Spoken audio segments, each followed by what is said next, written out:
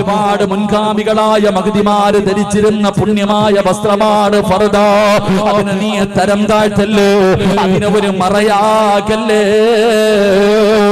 ഈ ഉമ്മത്തിനെ നാണം കെടുത്തല്ലേ. എന്റെ പ്രിയപ്പെട്ട പെങ്ങള്, ഇതുപോലെയുള്ള പരിപാടികൾ നീ കാണിക്കുമ്പോ സർവ്വതും മറന്ന് യൂട്യൂബിലേക്ക് അതാ വീഡിയോ പിടിച്ചിടുന്ന എന്റെ പ്രിയപ്പെട്ട പെങ്ങളോട് പറയുകയാ, പറഞ്ഞവനെ പറയാൻ പാടില്ലല്ലോ, പറഞ്ഞാല് പറയുന്നവനെ നാണം കെടുത്തുന്ന കാലമാണല്ലോ. നീ ധരിക്കുന്ന ഈ ഫർദയൊന്ന് ഊരി മാറ്റണേ മോളെ. ഈ ഫർദ ധരിച്ചുകൊണ്ട് നീ ഈ പരിപാടി കാണിക്കരുത്. ഈ വൃത്തികേടുകൾ ഈ ഫർദ ധരിച്ചുകൊണ്ട് കാണിക്കരുത്. കാരണം നീ ഇട്ടിരിക്കുന്ന ഫർദയ്ക്കൊരു മഹത്വമുണ്ട്, അതിനൊരു സ്ഥാനമുണ്ട്, അതിനൊരു വിലയുണ്ട്. ആ ഫർദ പെങ്ങളെ ആര് ധരിച്ചതെന്നറിയോ? അല്ലാഹുവേ, മഹദിയായ ഖദീജ ബീബി റളിയല്ലാഹു തആല അൻഹ ധരിച്ചതാ, മഹദിയായ ഫാത്തിമ ബീബി ധരിച്ചതാ, ആയിഷ ബീബി ധരിച്ചതാ, സുമയ്യ ബീബി ധരിച്ചതാ, ആസിയ ബീബി ധരിച്ചതാ, മറിയം ബീബി ധരിച്ചതാ, നഫീസത്തുൽ മിസ്രിയ ധരിച്ചതാ, മൈമൂനത്തുൽ മിസ്രിയ ധരിച്ചതാ, റാബിയത്തുൽ അദബിയ ധരിച്ചതാ. സർവ്വതും മറന്ന് യൂട്യൂബിലേക്ക് അതാ വീഡിയോ പിടിച്ചിടുന്ന എന്റെ പ്രിയപ്പെട്ട പെങ്ങളോട് പറയുകയാ, പറഞ്ഞവനെ പറയാൻ പാടില്ലല്ലോ, പറഞ്ഞാല് പറയുന്നവനെ നാണം കെടുത്തുന്ന കാലമാണല്ലോ. ഈ രാജ്യത്ത് നിനക്ക് എന്ത് വേണമെങ്കിലും ചെയ്യാൻ സ്വാതന്ത്ര്യമുണ്ട്, അതിനെ കുറിച്ച് ഞാൻ പറയുന്നില്ല. എന്റെ പ്രിയപ്പെട്ട പെങ്ങളോട് എനിക്കൊരു അപേക്ഷയേ ഉള്ളൂ, നിനക്ക് എന്ത് വേണമെങ്കിലും ചെയ്യാം, നിനക്കെന്തും ധരിക്കാം, എങ്ങനെ വേണമെങ്കിലും നിങ്ങൾക്ക് നടക്കാം. എന്റെ പ്രിയപ്പെട്ട പെങ്ങളോട് എനിക്കൊരേ ഒരു അപേക്ഷയേ ഉള്ളൂ, മോളെ നീ എവിടെ വേണമെങ്കിലും പൊക്കോ, എങ്ങനെ വേണമെങ്കിലും നീ അടിച്ചു പൊളിച്ച് ജീവിച്ചോ, പക്ഷേ ഒരു ഉപകാരം ചെയ്യണേ, ഒരേ ഒരു കരുണ കാണിക്കണേ. എന്താണ് ചെയ്യേണ്ടതെന്നറിയോ? ഒരുപാട് മുൻഗാമികളായ മഹദിമാര് ധരിച്ചിരുന്ന പുണ്യമായ വസ്ത്രമാണ് ഫർദ. അതിനെ നീ തരം താഴ്ത്തല്ലേ, അതിനെ ഒരു മറയാക്കല്ലേ, ഈ ഉമ്മത്തിനെ നാണം കെടുത്തല്ലേ. എന്റെ പ്രിയപ്പെട്ട പെങ്ങള്, ഇതുപോലെയുള്ള പരിപാടികൾ നീ കാണിക്കുമ്പോ നീ ചിന്തിക്കേണ്ടത്, നീ നാളെ ആരുടെ പുറകിൽ നിന്നാ സ്വർഗത്തിൽ പോകേണ്ടത്? അല്ലാഹുവിന്റെ പ്രവാചകന്റെ കരളിന്റെ കഷ്ടമായ മകള് ഫാത്തിമ ബീവി റളിയല്ലാഹു തആല അൻഹയുടെ പുറകിൽ നിന്ന് സ്വർഗത്തിൽ പോകാ കൊതിക്കുന്നവളാ. ആരാണ് ഫാത്തിമയെന്നറിയോ? അല്ലാഹുവിന്റെ പ്രവാചകന്റെ പൊന്നാര മകളാരെന്നറിയോ? മരിക്കുന്നതിന്റെ തലേ ദിവസം തന്റെ പ്രിയപ്പെട്ട ഭർത്താവിന്റെ കയ്യിൽ പിടിച്ചിട്ട് ഫാത്തിമ ബീവി റളിയല്ലാഹു തആല അൻഹ അവിടെന്ന് പറയുന്നു, അലിയേ, ഞാൻ മരിച്ചു കഴിഞ്ഞാൽ പകല് എന്നെ, രാത്രിയിൽ എന്നെ, പകലെന്നെ കബറടക്കരുത്, എന്നെ പകല് കബറടക്കരുത്, എന്നെ രാത്രിയിലെ കബറടക്കാവോ?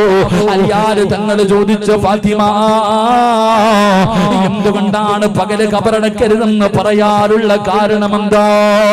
ആ സമയത്ത് ഫാത്തിമ ബീബി റളിയല്ലാഹു തആല അൻഹ പറയുകയാ, എന്റെ കഫം പൊതിയുന്നത്, എന്റെ മയ്യത്ത് ചുമക്കുന്നത്, എന്റെ മയ്യത്ത് കബറിൽ ഇറക്കി വെക്കുന്നത് അന്യ പുരുഷന്മാരാണല്ലോ അലിയേ.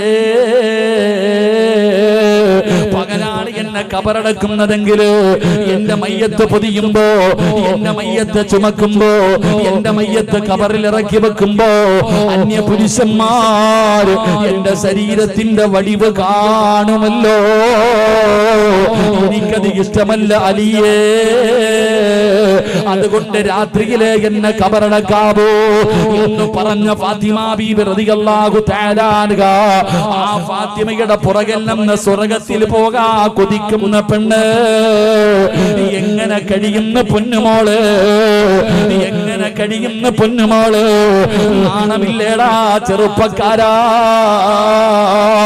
പിച്ചക്കാരി എടാ പൈസയില്ലാത്ത പാവപ്പെട്ട മരത്തിന്റെ ചുവട്ടിലും കടത്തിണ്ടെങ്കിലും കിടക്കുന്ന പാവങ്ങളുണ്ടല്ലോ, ആ പാവങ്ങൾ ധരിക്കുന്നത് പോലെ കീറിപ്പറഞ്ഞ വസ്ത്രവും ധരിച്ച് നടക്കുന്ന ഫക്കീറായ ചെറുപ്പക്കാരാ, എടാ പൈസയില്ലാഞ്ഞിട്ടല്ലോ, വാങ്ങാൻ പണമില്ലാഞ്ഞിട്ടല്ലോ, പൈസ കൊടുത്ത് കീറിയ പാൻറ് മിറ്റിട്ട് നിന്റെ തുടയും നിന്റെ ഔറത്തും നാട്ടുകാർ പ്രദർശിപ്പിക്കുന്ന യുവത്വേ,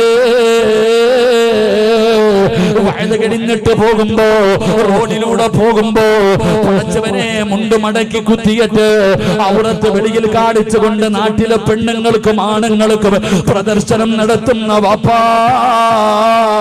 എന്ത് വസ്ത്രം വേണമെങ്കിലും ധരിക്കാ, എങ്ങനെ വേണമെങ്കിലും നടക്കാ, ഈ രാജ്യത്ത് കേസില്ലല്ലോ. ഒരു പെണ്ണ് വ്യഭിചരിച്ചാ പോലും കേസില്ലാത്ത രാജ്യമല്ലേ. അതുകൊണ്ട് എന്റെ പ്രിയപ്പെട്ടവരോട് പറയുകയാണ്, നിങ്ങൾ ആരെയും ഞാൻ നന്മ പഠിപ്പിക്കാൻ വരുന്നില്ല. എന്റെ പ്രിയപ്പെട്ടവരെ, നിങ്ങൾ ആരോടും ഞാൻ വാശി കാണിക്കുന്നില്ല. എങ്ങനെ വേണമെങ്കിലും നടന്നോ, എങ്ങനെ വേണമെങ്കിലും ജീവിച്ചോ, അതിനുള്ള അവകാശം നിനക്കുണ്ടല്ലോ, അതിനുള്ള സ്വാതന്ത്ര്യമുണ്ടല്ലോ. പക്ഷേ ഖുർആനിലെ ഒരായത്ത് നീ മറക്കരുത്.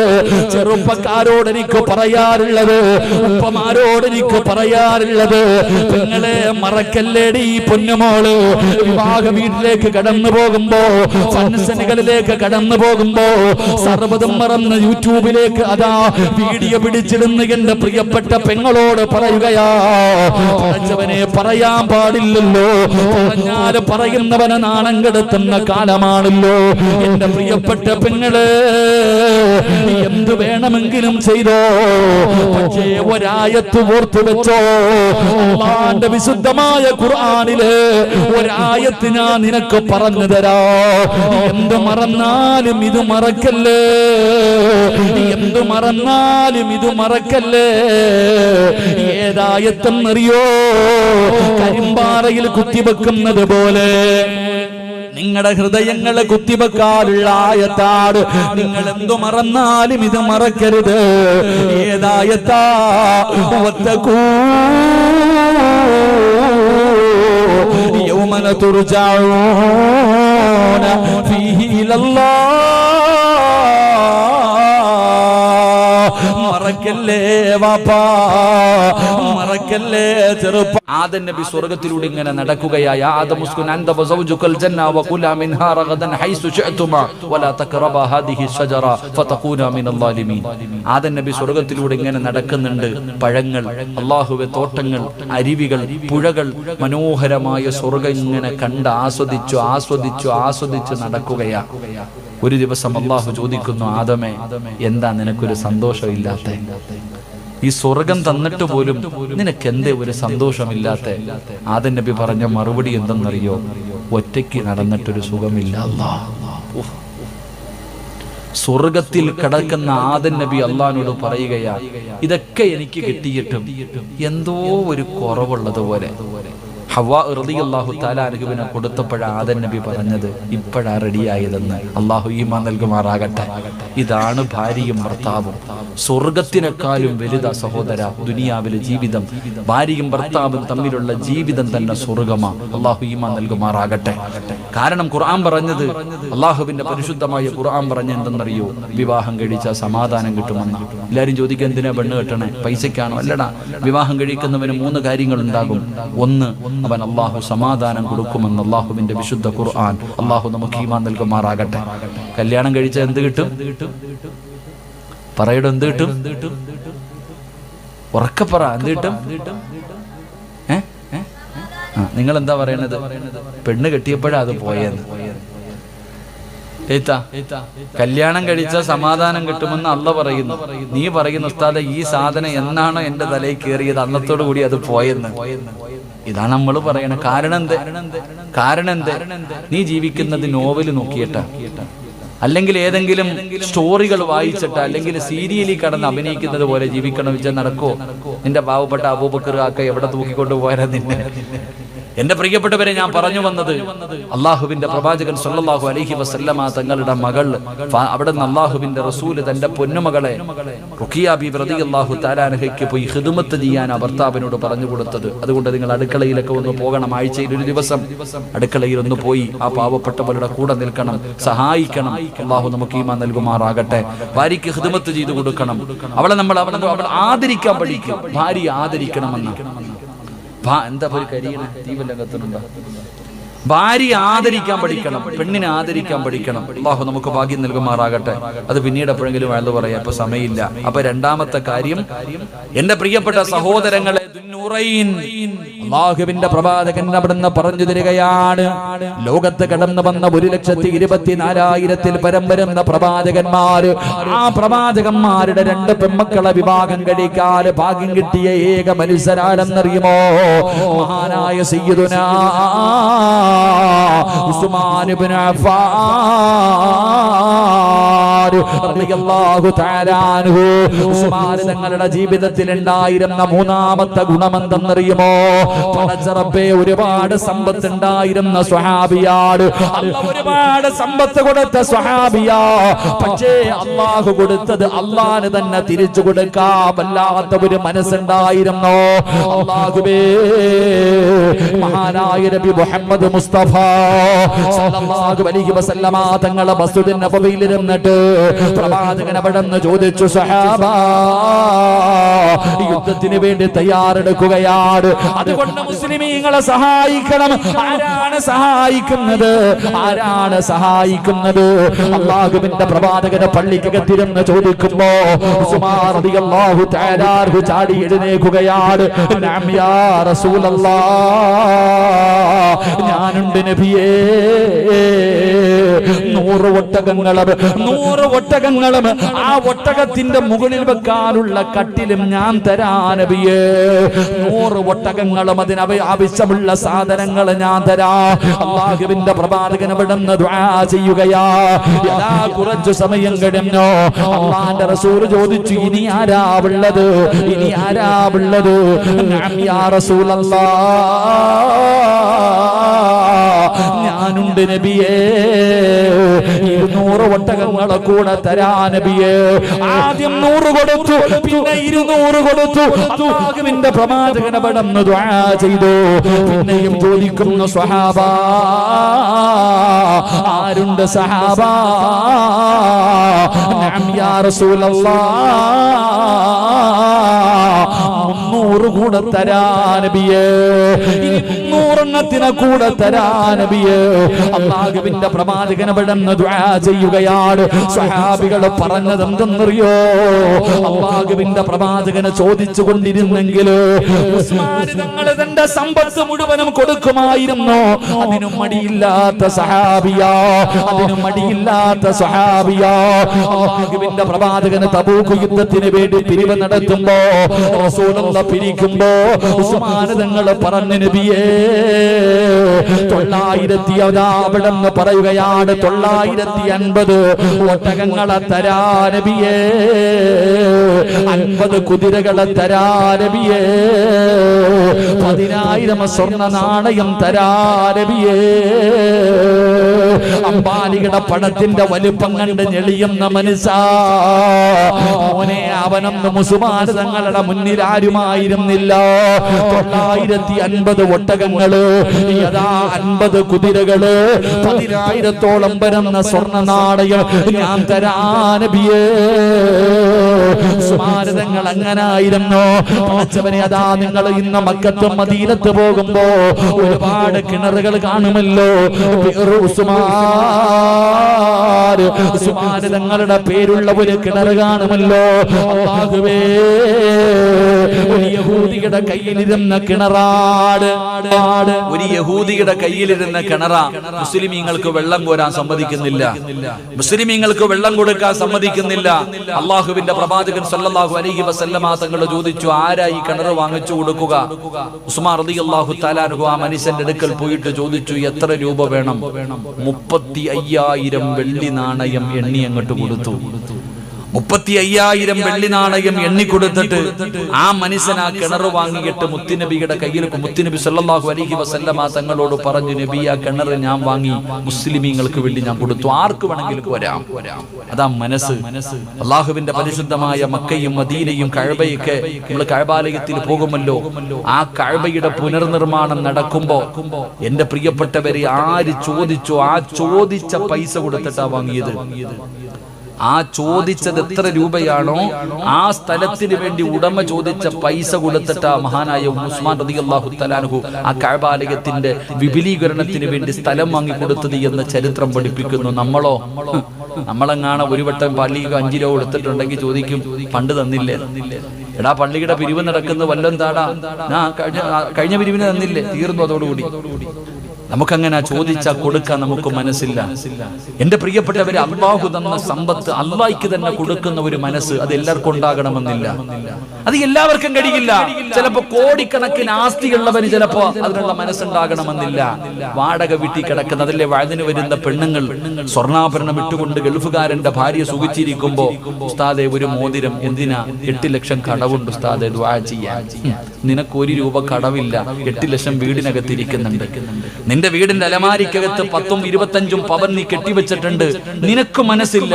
പക്ഷേ കടക്കാരിയായ കേറിക്കിടക്കാൻ വീടില്ലാത്ത പെങ്ങള് തന്റെ കയ്യിൽ കിടന്ന് ദൂരിത്തരുന്നത് അതൊരു മനസ്സാ. അത് അല്ലാഹു കൊടുക്കുന്നതാ. കാരണം എന്റെ പ്രിയപ്പെട്ടവരെ, ഒരു മനുഷ്യന് 1 രൂപ സദഖ കൊടുക്കണമെങ്കിൽ 70 ശൈത്താൻ കയ്യിൽ പിടിക്കും. 70 ശൈത്താൻ കയ്യിൽ പിടിച്ചിട്ട് പറയും, ദാരിദ്ര്യം വരും, മക്കളെ കെട്ടിക്കണം, വീട് വെക്കണം, കൊറോണ വരുന്നുണ്ട്, ലോക്ക്ഡൌൺ വരും, കച്ചവടം തകർന്നു പോകും, അതുകൊണ്ട് കൊടുക്കല്ലേ എന്ന് 70 ശൈത്താന്മാര് കയ്യിൽ പിടിച്ചുകൊണ്ട് പറയും. ആ 70 പേരെ തള്ളിയിട്ടാലേ നിനക്ക് 1 രൂപ സദഖ കൊടുക്കാൻ കഴിയൂ എന്ന് ആദരവായ പ്രവാചകൻ നബി മുഹമ്മദ് മുസ്തഫ. അതാണ് ചിന്തിക്കേണ്ടത്. എല്ലാവർക്കും കഴിയുന്ന ഒരു കാര്യമല്ല. എന്റെ പ്രിയപ്പെട്ടവരെ, അള്ളാഹു ഇഷ്ടപ്പെട്ടവർക്ക് മാത്രമേ സദഖ കൊടുക്കാൻ പറ്റൂ. അത് നല്ല കാര്യത്തിന് വേണ്ടി ഗാനമേളയ്ക്ക് കൊടുക്കാം, ഫുട്ബോൾ കളിക്ക് കൊടുക്കാം, ഫ്ലക്സ് വെക്കാൻ കൊടുക്കാം, അല്ലെങ്കിൽ പത്രത്തിൽ വരുമെങ്കിൽ കൊടുക്കാം.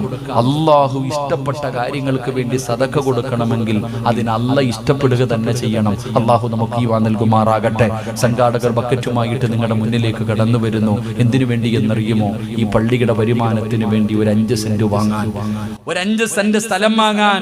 അൽഹംദുലില്ലാഹ്, അള്ളാഹുവിന്റെ പള്ളിക്ക് വേണ്ടി എന്റെ പ്രിയപ്പെട്ടവരെ, അവര് നിങ്ങളുടെ മുന്നിലേക്ക് കടന്നു വരികയാ. ഇബ്ലീസ് കടന്നു വന്നു. ഓരോ മനുഷ്യന്റെ ചാരത്തും, ഓരോ വ്യക്തിയുടെ ചാരത്തും ഇബ്ലീസ് കടന്നു വന്നു. 70 അല്ല 700 എണ്ണം അടുത്ത് വന്ന് നിൽക്കുന്നുണ്ട്. കൊടുക്കല്ലേ.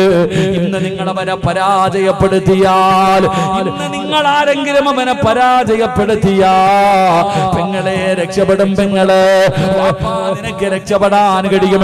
ഇന്ന് അവരെ പരാജയപ്പെടുത്തിയാ, മരണസമയത്ത് നിന്നെ പിഴപ്പിക്കാൻ വരുമ്പോ അവനെ പരാജയപ്പെടുത്താൻ നമുക്ക് കഴിയുമല്ലോ.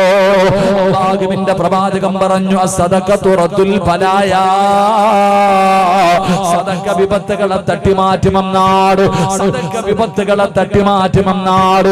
എന്റെ പ്രിയപ്പെട്ടവരെ, നിനക്ക് വരാനിരിക്കുന്ന മാരകമായ രോഗങ്ങളും അപകടങ്ങളും ഇതൊക്കെ തട്ടിമാറ്റാൻ സദഖയ്ക്ക് കഴിയുമല്ലോ. ക്യാൻസർ മരുന്നില്ലെന്ന് ആരാ പറഞ്ഞത്? ഏത് രോഗത്തിനും മരുന്നുണ്ട് പെങ്ങള്, ഏത് രോഗത്തിനും മരുന്നുണ്ട് പെങ്ങള്. അല്ലാഹുവിന്റെ പ്രവാചകൻ അവിടെന്ന് പറഞ്ഞു, അല്ലാഹുവിന് ചില അടിമകളുണ്ട്, അവര് രോഗം വന്നാ സദഖ കൊണ്ട് ചികിത്സിക്കുമെന്ന് നബി മുഹമ്മദ് മുസ്തഫ സല്ലല്ലാഹു അലൈഹി വസല്ലമ തങ്ങൾ പറയുമ്പോ, സത്യമല്ലേ മോളെ പറഞ്ഞത്? ഉസ്താദേ, എന്റെ ടെസ്റ്റിന് അയച്ചിട്ടുണ്ട്, എന്റെ ശരീരത്തിൽ ഒരു മുഴയുണ്ട്, ഡോക്ടർ ടെസ്റ്റിന് അയച്ചിരിക്കുകയാ, ക്യാൻസർ ആണോ എന്നറിയാ. അപ്പൊ നിനക്ക് 500ഉം 1000ഉം കൊടുക്കാൻ മനസ്സുണ്ടല്ലോ. അപ്പൊ പടച്ചവനെ വരുന്ന ഉസ്താദേ, ടെസ്റ്റിന് അയച്ചിട്ടുണ്ട്, എനിക്കൊന്നുമാകരുത്, പള്ളിക്ക് ഞാൻ 1000 തരാ, 500 തരാ. എന്തിനാ കാത്തിരിക്കുന്നത്? ഗൾഫിൽ കിടക്കുന്ന ഭർത്താവിനോട് അറബി പറഞ്ഞിന് നാട്ടിൽ പൊക്കോ, ജോലിയിൽ നിന്ന് പിരിച്ചുവിടാ പോകുകയാണ്. പാവങ്ങളെ വീടിന്റെ മുന്നിൽ വന്ന് ചോദിച്ചപ്പോ കൊടുക്കാത്തവർ, ജോലി നഷ്ടപ്പെടുമെന്ന് കേൾക്കുമ്പോ പള്ളിക്ക് കൊടുക്കാൻ തയ്യാറാകുന്നില്ലോ. എന്തിനാ കാത്തിരിക്കുന്നത്? എന്തിനാ അതുവരെ കാത്തിരിക്കുന്നത്? സദഖത്തുറത്തുൽ ബലായ, സദഖ വിപത്തിനെ തട്ടിമാറ്റുമെന്നാണ്. ഇവര് നിങ്ങളുടെ മുന്നിലേക്ക് കടന്നു വരികയാ. അവർക്ക് വീട് വെക്കാനല്ല, അവർക്ക് അടിച്ചു പൊളിക്കാനല്ല, അവർക്ക് സുഖിക്കാനല്ല, അല്ലാഹുവിന്റെ പള്ളിയുടെ ഒരു വരുമാനത്തിന് വേണ്ടി ഒരു സെന്റ് ഭൂമി വാങ്ങാനോ. എന്റെ പ്രിയപ്പെട്ടവരെ, കഴിയുമോ? അത് നിങ്ങൾക്ക് കഴിയുമോ? അല്ലാഹുവേ, ആരെല്ലാം സദഖ കൊടുക്കുന്നുണ്ടോ അവരുടെ ദുനിയാവും ആഖിറവും രക്ഷപ്പെടുത്തണേ അല്ലാ. ഏതെങ്കിലും മാരകമായ ക്യാൻസർ പോലെ, ട്യൂമർ പോലെ, കിഡ്നി രോഗം, കരൾ രോഗം, ഏതെങ്കിലും രോഗത്തിന്റെ അണുക്കൾ അവരുടെ ശരീരത്തിലുണ്ടോ? ഈ സദഖയുടെ ബറക്കത്ത് കൊണ്ട് കരിച്ച് കളയണേ അല്ലാ. ഒരു പനിയാക്കി മാറ്റണേ അല്ലാ. സമ്പാദിച്ചത് മുഴുവനും വിറ്റ് ചികിത്സിച്ചാൽ മാറാത്ത ഒരു രോഗവും കൊടുക്കല്ലേ അല്ലാ. ഉസ്മാൻ റളിയല്ലാഹു തആല അൻഹു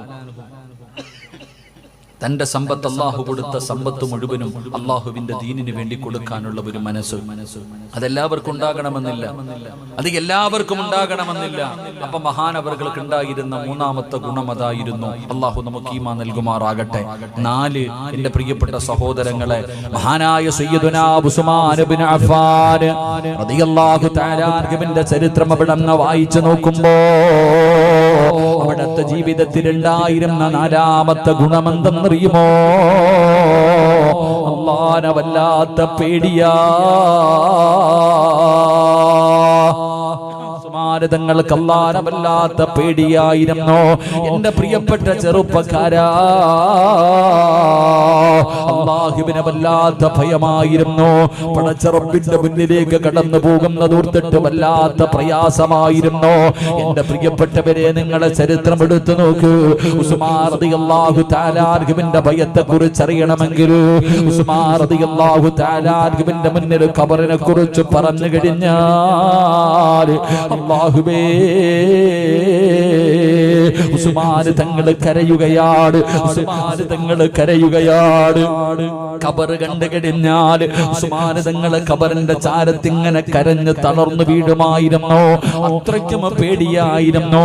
സ്വഹാബത്ത് ചോദിക്കുന്നു, ഉസ്മാൻ തങ്ങളെ, നരകം പറയുമ്പോ നിങ്ങൾ ഇതുപോലെ കരയാറില്ലല്ലോ, മരണം പറയുമ്പോ നിങ്ങൾ ഇതുപോലെ കരയാറില്ലല്ലോ, മഹ്ശറയെ കുറിച്ച് പറയുമ്പോ നിങ്ങൾ ഇതുപോലെ കരയാറില്ലല്ലോ, എന്തുകൊണ്ടാണ് ഖബറിനെ കുറിച്ച് പറയുമ്പോ നിങ്ങൾ വല്ലാതെ കരയുന്നല്ലോ, ഖബർ കണ്ടാ കരയുന്നല്ലോ ഉസ്മാൻ തങ്ങളെ? അതിന്റെ കാരണം എന്താണെന്ന് ഉസ്മാൻ തങ്ങളോട് സ്വഹാബത്ത് ചോദിക്കുമ്പോ അവിടുന്ന് പറഞ്ഞു കൊടുത്ത മറുപടി എന്തെന്നറിയോ? ഞാൻ ഖബർ കാണുമ്പോ കരയാറുള്ള കാരണം എന്താ? എന്റെ പ്രിയപ്പെട്ടവരെ, നമ്മൾ കരയാറുണ്ടോ? നമ്മൾ ഖബറിനെ കുറിച്ച് ചിന്തിക്കാറുണ്ടോ? നമുക്കൊരു പേടിയുണ്ടോ സഹോദരാ? ഖബറെന്നു കേട്ടാൽ തൽക്ഷണം ഞെട്ടേണ്ടതാ, കണ്ടാലുടൻ വാ വിട്ടു നീ കരയേണ്ടതാ. മേടയ്ക്കു പകരം മളമാ സുബ്ഹാന റബ്ബിയതിൽ കിടക്കേണ്ടതാ നസുമാന. ഇതൊക്കെ ചിന്തിച്ചു നീ കരയുക സോദരാ, എങ്കിൽ സുറൂറായി നീ കിടക്കും മറുകരാ. ഉസ്മാൻ റളിയല്ലാഹു തആല അൻഹു ഖബർ കാണുമ്പോ ഖബറിനെ കുറിച്ച് പറയുമ്പോ കരയുകയാണ്.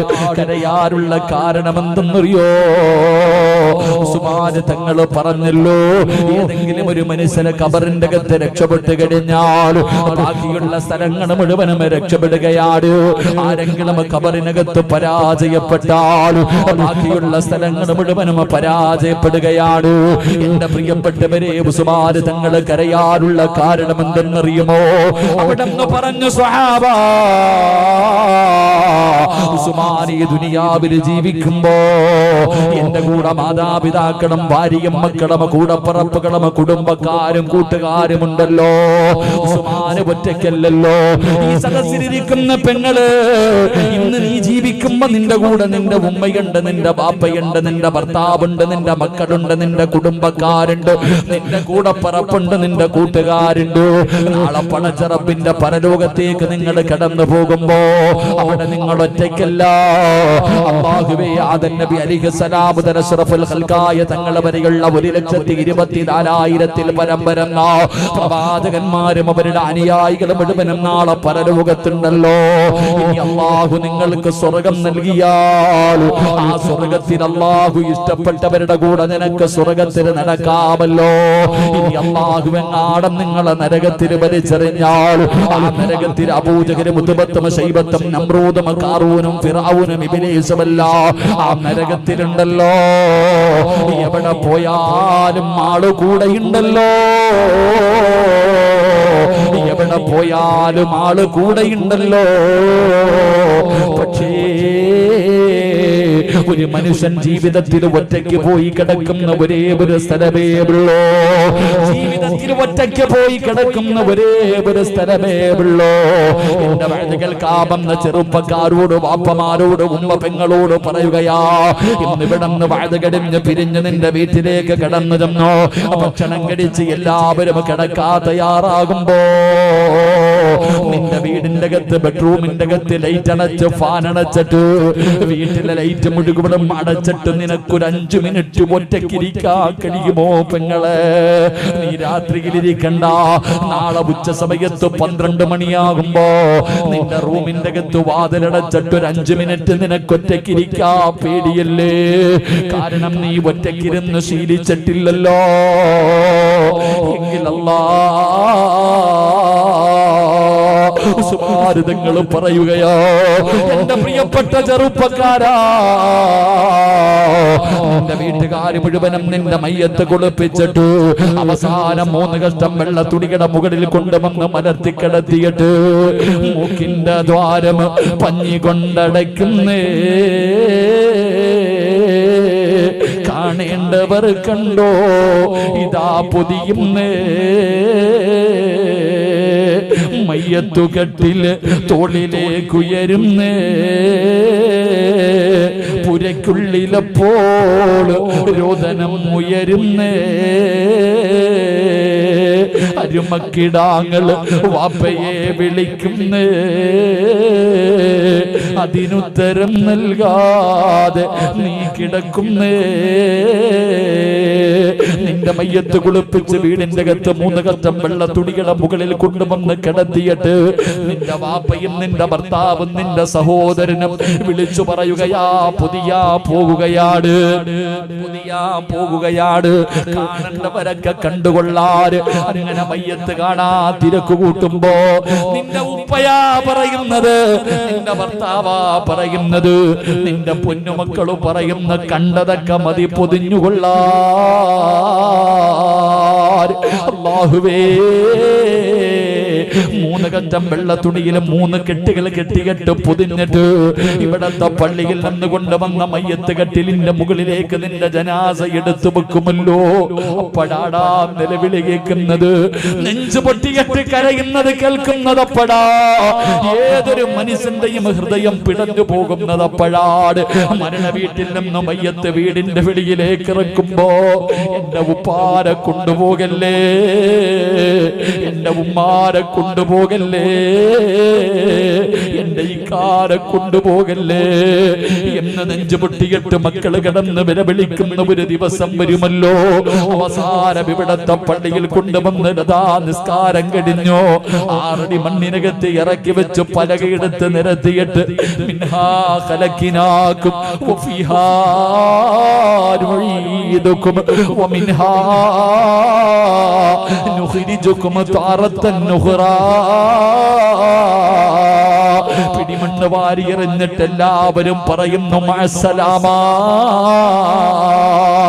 ഒറ്റയ്ക്കാ മോളെ, വീടിന്റെ റൂമിന്റെ അകത്ത് ഒറ്റയ്ക്കിരിക്കാ പേടിച്ച നീ ഖിയാമത്ത് നാള് വരെ, നാളെ മഹ്ശറയുടെ ദിനം വരെ പള്ളിപ്പറമ്പിൽ 6 അടി മണ്ണിന്റെ അകത്ത് കിടക്കാതിരക്ക് ധൈര്യമുണ്ടോ?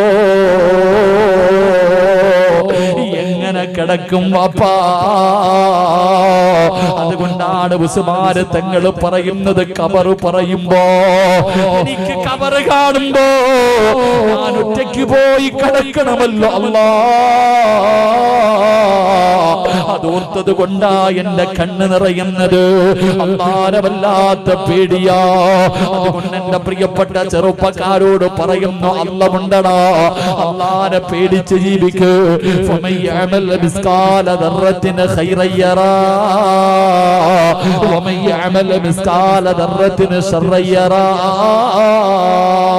ഒരു കടുകുമണിയുടെ അളവ് നന്മയാണെങ്കിലും തിന്മയാണെങ്കിലും നാളെ റബ്ബ് നിന്നോട് ചോദിക്കുമല്ലോ. അതുകൊണ്ട് എന്തേ ചിന്തിക്കാത്തത്? അല്ലാഹുവിനെ ഭയന്ന് ജീവിച്ചുകൂടെ? അല്ലാഹുവിനെ പേടിച്ച് ജീവിച്ചുകൂടെ? അല്ലാതെ ദുനിയാവിന്റെ തൊലിക്ക് മുകളിലൂടെ നെഞ്ചു പിരിച്ച് സർവ്വതും മറന്നുകൊണ്ട് നടക്കുന്നവരില്ലേ? കള്ള് കുടിക്കുന്നവരില്ലേ? വ്യഭിചരിക്കുന്നവരില്ലേ? പലിശ തിന്നുന്നവരില്ലേ? നിസ്കരിക്കാത്തവരില്ലേ? വാപ്പാ, പ്രായം ചെന്നിട്ട് പോലും നിനക്ക് നന്നാകാൻ കഴിയാത്തത് എന്തുകൊണ്ടോ? അതുകൊണ്ട് എന്റെ പ്രിയപ്പെട്ടവരോട് പറയുന്നു, അല്ലാഹു ഹൃദയത്തിന്റെ അകത്ത് വരട്ടെ. പെങ്ങളെ, അല്ലാഹു കേറട്ടടി നിന്റെ ഹൃദയത്തിന്റെ അകത്ത്. അല്ലാഹുവിനെ കുറിച്ചുള്ള ഭയം നിന്റെ ഹൃദയത്തിന്റെ അകത്ത് വരട്ടെ. അല്ലാഹു നിന്റെ ഹൃദയത്തിന്റെ അകത്ത് കേറിയാൽ നിനക്ക് ഞാനൊരു ചരിത്രം പറഞ്ഞു തരട്ടെ. യൂസുഫ് നബി അലൈഹിസ്സലാമിന്റെയും സുലൈഖാ ബീവി റളിയല്ലാഹു തആല അൻഹ രണ്ടുപേരുടെയും ലവ് സ്റ്റോറി കേൾക്കാൻ കൊതിക്കുന്നവരല്ലേ? യൂസുഫ് നബിയെ പ്രണയിച്ച സുലൈഖയുടെ ചരിത്രം കേൾക്കാൻ കൊതിക്കുന്ന പെങ്ങള്, നിനക്കറിയുമല്ലോ ഈജിപ്തിന്റെ ഭരണാധികാരിയായ അതാ പടച്ചവനെ സുലൈഖ എന്ന് പറയുന്ന പെണ്ണ് യൂസുഫ് നബി അലൈഹിസ്സലാമിനെ തന്റെ മണിയറയുടെ കൊട്ടാരത്തിന്റെ മണിയറയ്ക്കകത്ത് വിളിച്ചു കയറ്റിയിട്ട് യൂസുഫ് നബി അലൈഹിസ്സലാമിന്റെ ശരീരത്തിലേക്ക് കയറി പിടിച്ചിട്ട്, യൂസുഫേ, എനിക്ക് നിന്നെ വല്ലാത്ത ഇഷ്ടമാണ് യൂസുഫേ, എന്റെ മോഹമൊന്ന് സാധിച്ചു തരുമോ? യൂസുഫ് നബി അലൈഹിസ്സലാമിനോട് സുലൈഖ എന്ന് പറയുന്ന സുന്ദരിയായ പെണ്ണവിടന്ന് യാചിച്ചപ്പോ അല്ലാഹ് ഖാല മആദല്ലാഹ്, സുലൈഖ പേടിയാ, സുലൈഖ എനിക്ക് അല്ലാഹുവിനെ പേടിയാ സുലൈഖ. പറയണവടാ ചെറുപ്പക്കാരാ, പാപം ചെയ്യാൻ അവസരം കിട്ടുന്ന സമയത്ത്, തെറ്റ് ചെയ്യാൻ അവസരം കിട്ടുന്ന സമയത്ത് പറയണം, ഇന്നീ അഖാഫുല്ലാഹ്, എനിക്ക് അല്ലാഹുവിനെ പേടിയാ, എനിക്ക് അല്ലാഹുവിനെ പേടിയാ. നിനക്കറിയുമോ യൂസുഫ് നബിയെ കയറി പിടിച്ച സുലൈഖയുണ്ടല്ലോ, ആ സുലൈഖാ ബീവി റളിയല്ലാഹു തആല അൻഹ എന്തുകൊണ്ടാണ് യൂസുഫ് നബിയെ കയറി പിടിച്ചത്? സ്നേഹം കൂടിയത് കൊണ്ടല്ലോ, സ്നേഹം കൂടിയത് കൊണ്ടല്ലോ. യൂസുഫ് നബി അലൈഹിസ്സലാം വർഷങ്ങൾക്ക് ശേഷം ഈജിപ്തിന്റെ ഭരണാധികാരിയായി സുലൈഖാ ബീവിയെ വിവാഹം കഴിച്ചു. സുലൈഖാ ബീവിയെ വിവാഹം കഴിച്ചു. അത് മാത്രം കേട്ടാ പോരാ, യൂസുഫ് നബിയുടെയും സുലൈഖാ ബീവിയുടെ ചരിത്രത്തിന്റെ അവസാനം പഠിക്കൂ. യൂസുഫ് നബി അലൈഹിസ്സലാം സുലൈഖയെ വിവാഹം കഴിച്ചു. മണിയറക്കകത്ത് കടന്നു ചെന്നപ്പോ സുലൈഖ പരിഗണിക്കുന്നില്ല, സുലൈഖ സഹകരിക്കുന്നില്ല. യൂസുഫ് നബി അലൈഹിസ്സലാം ചോദിക്കുന്നു, സുലൈഖ, അല്ലാഹു ഹറാമാക്കിയപ്പോ, അല്ലാഹു ഹറാമാക്കിയപ്പോ എന്നോടുള്ള സ്നേഹം കാരണം നീ എന്നെ കേറി പിടിച്ചവളാ. ഇന്ന് അല്ലാഹു ഹലാലാക്കി തന്നല്ലോ, നീ എന്റെ ഭാര്യയാണല്ലോ, എന്ത് വേണമെങ്കിലും ചെയ്യാമല്ലോ സുലൈഖ. എന്തേ പരിഗണിക്കാത്തത്? എന്തേ സഹകരിക്കാത്തത്? സുലൈഖാ ബീവി റളിയല്ലാഹു തആല അൻഹ അവിടെന്ന് പറഞ്ഞ മറുപടി എന്തെന്നറിയുമോ? യൂസുഫേ, അന്ന് നിന്നെ കേറി പിടിക്കാനുള്ള കാരണം എന്തെന്നറിയോ? എന്റെ ഹൃദയം നിറയെ നീയായിരുന്നു യൂസുഫേ, എന്റെ ഹൃദയം നിറയെ നീയായിരുന്നു യൂസുഫേ. നിന്നോട് എനിക്ക് വല്ലാത്ത പ്രണയമായിരുന്നു, നിന്നോട് എനിക്ക് വല്ലാത്ത ഭ്രാന്തായിരുന്നു. അതുകൊണ്ടാണ് നിന്നെ ഞാനെന്ന് കേറി പിടിച്ചത്. പക്ഷേ ഹൃദയത്തിന്റെ അകത്ത് നീയില്ല യൂസുഫേ, എന്റെ ഹൃദയത്തിന്റെ അകത്ത് നീയല്ല. എനിക്ക് അല്ലാഹനെ വല്ലാത്ത ഇഷ്ടമാ, എനിക്ക് അല്ലാഹരോട് വല്ലാത്ത സ്നേഹമാ. അതുകൊണ്ടാണ് എനിക്ക് നിന്നെ പരിഗണിക്കാൻ പറ്റാത്തത്, നിന്നോട് സഹകരിക്കാൻ കഴിയാത്തത് എന്ന് സുലൈഖാ ബീവി റളിയല്ലാഹു തആല അൻഹ പറഞ്ഞു കൊടുത്തെന്ന് ചരിത്രം പറയുമ്പോ ഹൃദയത്തിന്റെ അകത്ത് അല്ലാഹനോടുള്ള പേടി വരണം ചെറുപ്പക്കാരാ. പ്രതിഫലം എന്തെന്നറിയോ? നിസ്കരിക്കുന്നവനൊരു സ്വർഗമുണ്ട്, ഖുർആൻ ഓതുന്നവന് സ്വർഗമുണ്ട്, സദഖ കൊടുക്കുന്നവന് സ്വർഗമുണ്ട്, ഹജ്ജ് ചെയ്തവന് സ്വർഗമുണ്ട്, നോമ്പ് പിടിച്ചവന് സ്വർഗമുണ്ട്. പക്ഷേ അല്ലാഹ് പറയുകയാ, ഒരാൾക്ക് രണ്ട് സ്വർഗമാ.